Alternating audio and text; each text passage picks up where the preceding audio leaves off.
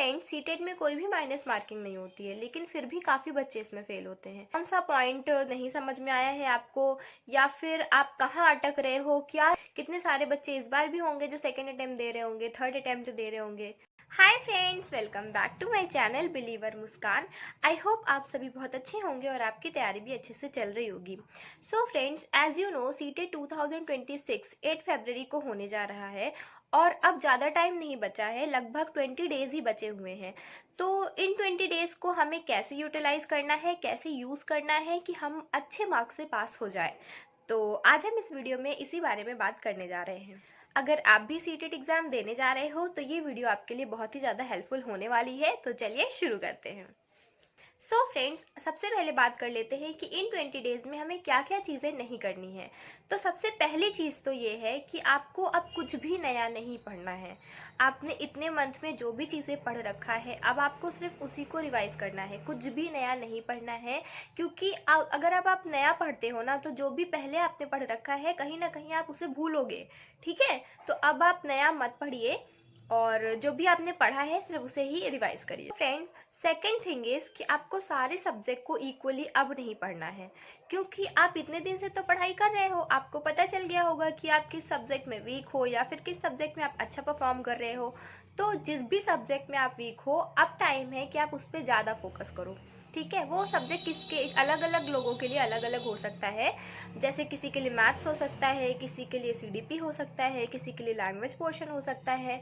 तो जिस भी सब्जेक्ट में आप वीक हो, आप उस पर ज़्यादा फोकस करो और जिस सब्जेक्ट में आप अच्छा परफॉर्म कर रहे हो उसका सिर्फ रिवीजन करते रहो। एंड थर्ड थिंग इज, अब आपको लास्ट टाइम पे रटना नहीं है चीज़ें। ठीक है, आपको समझ करके चलनी है। इतना बड़ा सिलेबस है, आप रट नहीं सकते हो किसी भी चीज़ को। तो रटने से बचिए, समझने की कोशिश। क्योंकि फ्रेंड्स, रटने से प्रॉब्लम ये होती है ना कि आप कम टाइम में रिकॉल नहीं कर पाओगे चीज़ों को।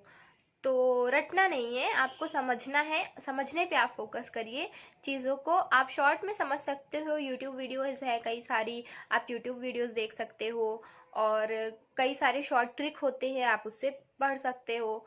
तो ऐसे आप पढ़िए, लेकिन रटिए नहीं कोई भी चीज़ को। ठीक है, and the last thing is कि आपको ओवर स्टडी नहीं करना है। कुछ बच्चे होते हैं कि जैसे जैसे एग्जाम पास आता चला जाता है, वो अपने पढ़ने के टाइम को बढ़ाते चले जाते हैं कि वो और पढ़ रहे हैं और पढ़ रहे हैं। तो ऐसा नहीं करना है। ऐसे करने से आपकी बॉडी भी बहुत ज़्यादा थक जाएगी, माइंड भी थक जाएगा। आप पढ़ते तो रहोगे, पूरे दिन बुक लेकर बैठे रहोगे, लेकिन आपके माइंड में कुछ भी नहीं जाएगा। तो आप कोशिश करिए कि आप कम पढ़िए लेकिन प्रोडक्टिव पढ़िए, कि मतलब आपका माइंड एकदम फ्री होना चाहिए। उस टाइम पे आप जो भी पढ़ रहे हो वो आपके दिमाग में जाना चाहिए, तभी आप उसको पेपर पे उतार पाओगे। एंड आपको प्रॉपर रेस्ट लेना बहुत ज़्यादा ज़रूरी है इस टाइम। आपके माइंड को, आपके बॉडी को रेस्ट की बहुत ज़्यादा नीड होती है जब भी आप पढ़ाई करते हो। तो क्योंकि जब हम पढ़ाई करते हैं तो माइंड तो हमारा लगता ही है, और बैठ के पढ़ रहे हैं तो फिर हमें, हमारी बॉडी को भी रेस्ट की नीड होती है। तो आपको प्रॉपर रेस्ट भी लेना चाहिए। ओके, सो फ्रेंड्स, अगर आप इन 20 डेज का यूज़ करके अच्छे मार्क्स लाना चाहते हो तो ये कुछ चीज़ें जो मैंने अभी बताया है उसको आपको अवॉइड करना होगा। सो फ्रेंड्स, अब बात कर लेते हैं कि क्या क्या चीज़ें हमें करनी है। सबसे पहले तो आपको डेली सीडीपी को अच्छे से पढ़ना है, क्योंकि आपको तो पता ही होगा सीटेट एग्जाम में सीडीपी का कितना बड़ा रोल होता है। तो इसलिए आपको डेली सीडीपी को अच्छे से प्रैक्टिस करनी है, जितना भी आपने पढ़ा है उसको रिवाइज करना है। और क्वेश्चन जरूर लगाइएगा, क्योंकि ये क्वेश्चन लगाने से क्या होता है कि आपको समझ में आता है कि आपका मतलब कौन सा पॉइंट नहीं समझ में आया है आपको, या फिर आप कहाँ अटक रहे हो, क्या मिस्टेक कर रहे हो। तो क्वेश्चन जरूर लगाइए और जितना भी कुछ आपने पढ़ा है उसका रिवीजन जरूर करिए। तो सीडीपी को आप प्रॉपर टाइम दीजिए। एंड दूसरी चीज कि कुछ लोग होते हैं कि जिनका जो सब्जेक्ट स्ट्रांग होता है उसको वो ज्यादा ध्यान नहीं देते हैं, और होता क्या है लास्ट में कि उसी में उनके कम नंबर आते हैं। फ्रेंड्स, अगर आपका जो सब्जेक्ट वीक है आपको वो तो पढ़ना ही है, जो सब्जेक्ट आपका स्ट्रांग है वो भी आपको पढ़ना है। ठीक है, ऐसा ना हो कि आप वीक ही पढ़ रहे हो और स्ट्रांग आपने छोड़ दिया, फिर उसके बाद लास्ट में आपका वो भी चीज़ आप ना कर पाओ जो आपको आता था। तो ऐसा बिल्कुल भी नहीं करना है। जो आपका सब्जेक्ट वीक है उसको आपको ज़्यादा टाइम देना है, लेकिन जो आपका स्ट्रांग है उसको भी पढ़ना है आपको। ठीक है, तो स्ट्रॉन्ग सब्जेक्ट को बिल्कुल भी इग्नोर नहीं करना है, उसे डेली रिवाइज करना है, उसके क्वेश्चंस लगाने। और अगर आप यूट्यूब से पढ़ना चाहते हो, प्रैक्टिस करना चाहते हो, तो रोजगार विद अंकित चैनल है, वहाँ से आप पढ़ सकते हो। मैंने भी वहीं से ही पढ़ा था। और उसमें गागर में सागर एक सीरीज शुरू होने वाली है, आप उसको देख सकते हो। उसमें कई सारे क्वेश्चन हैं, आप उसको लगा सकते हो। तो ऐसा करने से आपको सारी चीज़ें माइंड में आपके सेट हो जाएंगी।